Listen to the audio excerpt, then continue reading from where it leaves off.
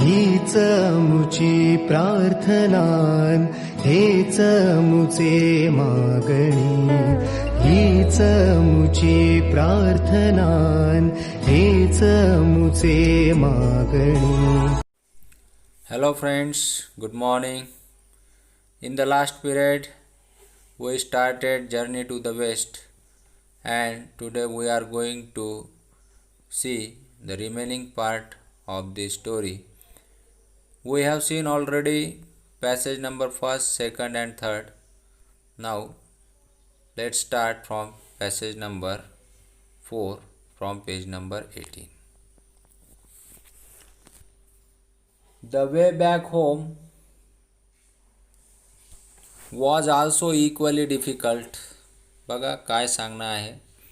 आता युआन शॉंग भारतात आले आणि भारतातून त्यांनी बुद्धिस्ट स्क्रिप्चर किंवा साहित्य एकत्र केलं आणि परत चीनमध्ये जाण्यासाठी निघाले. आणि हा जो मार्ग होता परत जाण्याचा हा सुद्धा काही तेवढा सोपा नव्हता, म्हणजे खूप कठीण होता. was also equally difficult म्हणजे खूप कठीण होता. But Yuan Shuang managed to reach China safely along with the scriptures. परंतु युआन शॉंग चीनमध्ये पूर्णपणे म्हणजे सेफली, त्याला आपण काय म्हणू, सुरक्षितपणे चीनमध्ये परतले ते सगळं स्क्रिप्चर घेऊन. दिस वॉज अ ग्रेट अचिव्हमेंट आणि हे फार मोठं यश होतं त्या काळात, कारण तेव्हा कोणतीही प्रवासाची साधने नव्हती. हजारो माइल्स प्रवास करून ती व्यक्ती भारतात आली. अनेक पर्वत, वाळवंट, अनेक देश पार करत भारतामध्ये पायदळ येऊन त्यांनी बुद्धिस्ट रिलिजनचा अभ्यास केला आणि सोबत जे साहित्य इथे होतं, लिखित साहित्य, ते गोळा केला आणि चीनमध्ये सुरक्षितपणे परत गेले. It was almost unbelievable. आता हे खरंच काय होतं, अविश्वसनीय होतं. अनबिलिव्हेबल, अविश्वसनीय. आणि ही सो मच सो, आणि म्हणूनच that people thought that the gods and supernatural powers had help Yuan Shong in his quest. Quest म्हणजे काय होते, प्रवास. क्वेस्ट दीर्घकाळ चालणारा शोध. बघा, क्वेस्ट.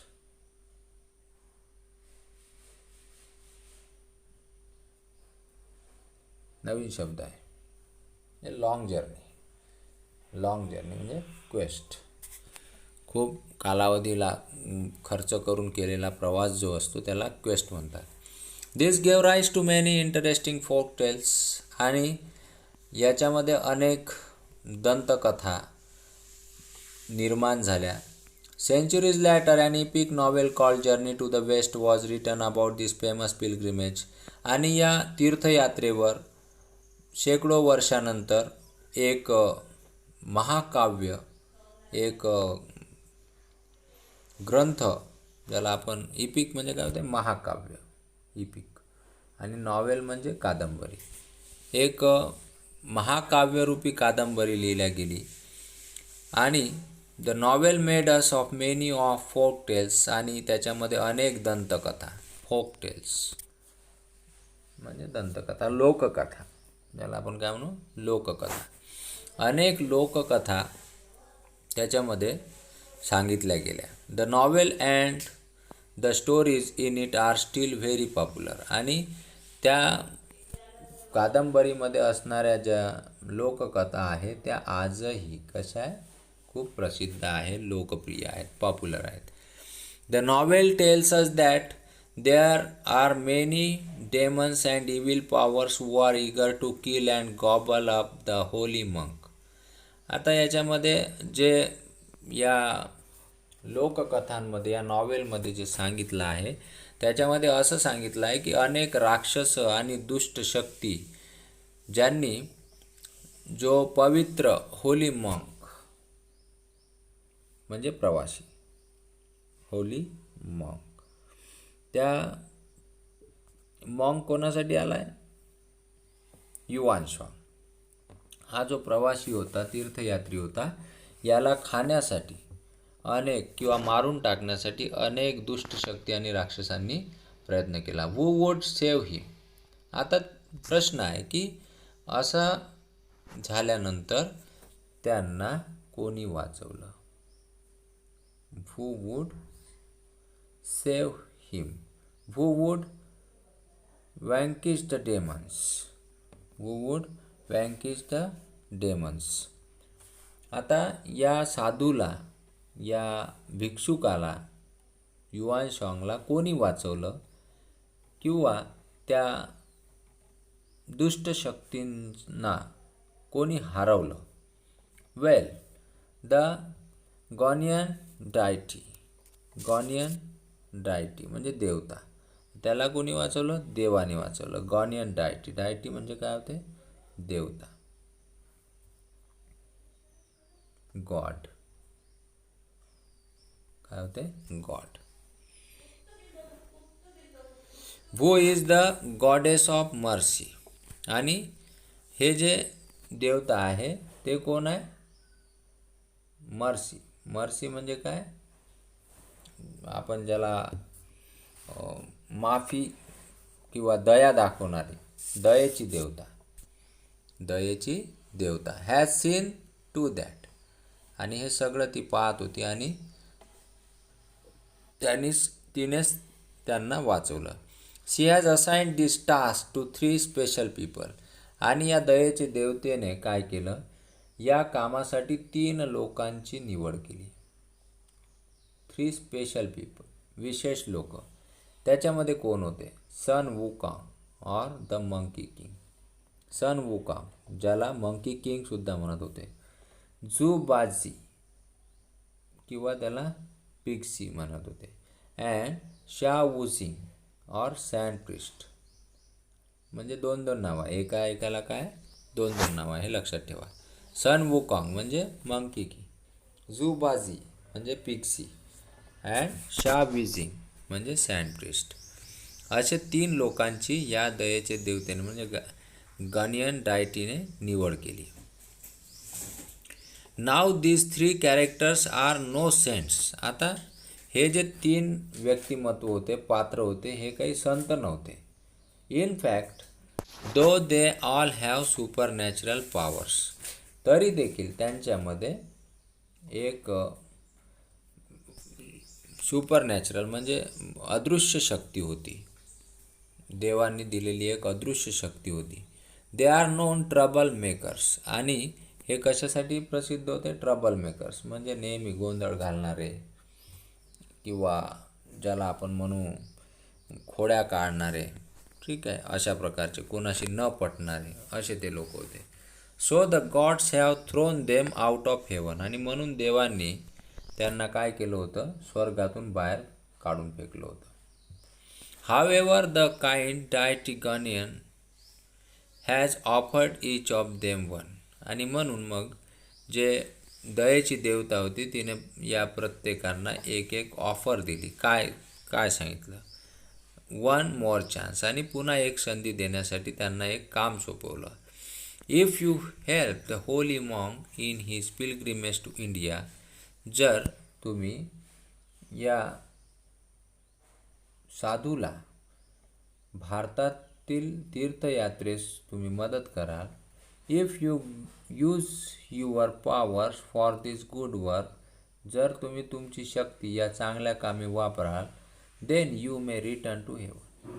तेव्हा तुम्हाला या स्वर्गामध्ये परत घेतलं जाऊ शकतं, असं देवतेनं त्या तिघांना सांगितलं. That is why the 3 characters have agreed to be Yuan Shong's disciples and to help Yuan Shong in his difficult journey. आणि म्हणून मग हे 3ही लोक जे होते, जे स्वर्गातून बाहेर फेकल्या गेले होते, ज्यांना स्वर्गातून तडीपार करण्यात आलं होतं, बायकॉट करण्यात आलं होतं, ज्यांच्यावर बहिष्कार टाकण्यात आला होता, अशा या 3ही लोकांनी युआन शॉंगच्या या कार्यात मदत करण्याचं ठरवलं आणि त्यांच्या या कठीण प्रवासात त्यांनी मदत केली. And sure enough they have many thrilling, exciting and sometimes humorous adventures on the way to the holy land India. आणि मग त्यांनी आपलं असामान्य, चित्तथरारक, खळबळ उडवून देणारं असं आपलं कौशल्य, त्यांनी धैर्य दाखवलं आणि भारताच्या भूमीत ते आले, पवित्र भूमीत ते आले. भारताची पवित्र भूमी, होली लँड, काय आहे? भारत पवित्र भूमी आहे असं त्यांना वाटत होतं. ठीक आहे.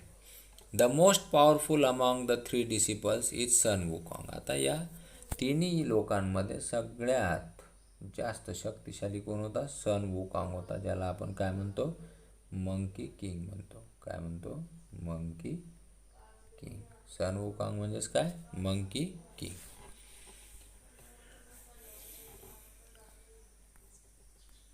Everything about him is extraordinary.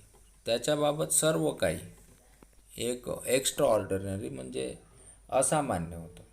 Extraordinary असामान्य, त्याच्यामध्ये असणारी प्रत्येक गोष्ट ही काय होती? असामान्य होती.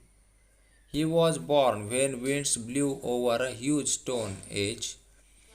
Stone egg on the flower fruit mountain. आता त्याचा जन्म कसा झाला? तर huge stone egg on the flower fruit mountain. Flower fruit माउंटेनवर असणारं जे दगडाचं अंडा आहे, त्या दगडाच्या अंड्यावरून जेव्हा हवा वाहत होती तेव्हा त्याचा जन्म झाला. He is able to transform. आता त्याच्यामध्ये कोणत्या शक्ती आहे? He is able to transform himself in 72 different ways. तो स्वतःला 72 विविध प्रकारात बदलू शकत होता. नॉट ओनली, बघा, नॉट ओनली बट ऑल्सोच वाक्य आहे. Not only that but he can also transform each of his hair strands into any living or non-living thing of his choice. एवढंच नाही तर तो त्याच्या केसापासून सुद्धा, एका केसापासून सुद्धा त्याला पाहिजे तसा सजीव किंवा निर्जीव वस्तूमध्ये तो परिवर्तित करू शकत होता, जे त्याला इच्छा असायची. म्हणजे त्याच्या एका केसापासून सुद्धा एक वेगळा जीव तो तयार करू शकत होता किंवा निर्जीव वस्तू तयार करू शकत. His as you wish gold handed causal. त्याच्याकडे काय होतं? As you wish gold banded causal. त्याच्याकडे एक सोनेरी जादूची छडी होती आणि जशी इच्छा तशी ती छडी त्याला करून देत होती. ऑल्सो मॅजिकल, जादुई छडी. मॅजिकल म्हणजे काय? जादूची छडी. कजल. नंतर बघा,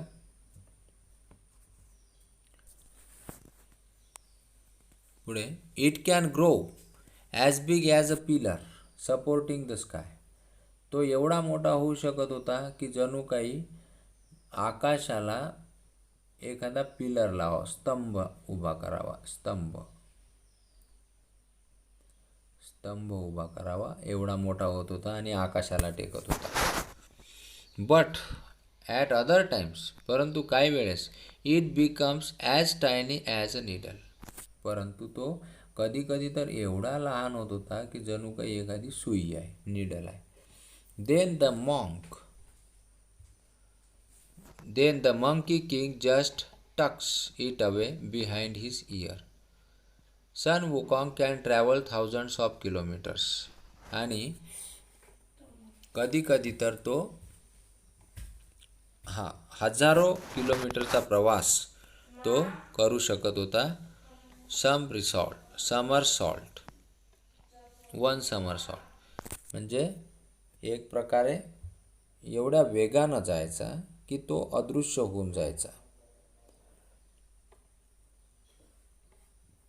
he can walk through fire, travel under water. तो आगीतून चालू शकत होता, पाण्याच्या खालून प्रवास करू शकत होता. And fly to any place at will. आणि तो कोणत्याही जागेवर जिथं त्याला इच्छा आहे तिथे तो उडून जाऊ शकत होता. His body is as hard as a diamond. त्याचं शरीर एखाद्या हिऱ्यापेक्षाही कठीण होतं, diamond. So no one and nothing can injure him. आणि म्हणून त्याला कोणीही इजा करू शकत होतं, करू शकत नव्हतं. कोणत्याही वस्तूने त्याला इजा होऊ शकत नव्हती. His golden gaze fiery eyes have X ray vision. आणि त्याच्यामध्ये असणारे जे सोनेरी आग ओकणारे जे त्याचे डोळे होते, गोल्डन गेज, एकटक त्याने नजर टाकली. गेज म्हणजे काय? एकटक पाहणे, सोनेरी एकटक. फेअरी आईज म्हणजे ज्यातून विस्तव निघते, अशा प्रकारे. ते एक प्रकारचं काय होतं? एक्स रे विजन होतं. ज्याप्रमाणे आपण आपलं फ्रॅक्चर वगैरे झालं तर एक्स रे काढतो, त्याप्रमाणे त्याचं एक्स रे विजन होतं. नो वन कॅन डिसीव हिम. त्याच्यापासून कोणीही लपू शकत नव्हतं. ठीक आहे. तर आज आपण एवढाच भाग बघूया. आता तुम्ही काय करा, जेवढं शिकवलं आहे तेवढं एकदा तुम्ही रीड करायचं आहे. ठीक आहे. आणि जर तुम्हाला काही अडचण असेल तर माझ्याशी बोलायचं आहे. ठीक आहे. तर आज इथेच थांबू. उर्वरित भाग उद्याच्या तासिकेमध्ये बघू आणि मग इंग्लिश वर्कशॉपला हात लावूया. ओके. तर आजच्या पुरते एवढंच. Have a nice. हीच मुची प्रार्थनान, हेच मुचे मागणी. हीच मुची प्रार्थनान, हेच मुचे मागणी. माणसाने माणसाशी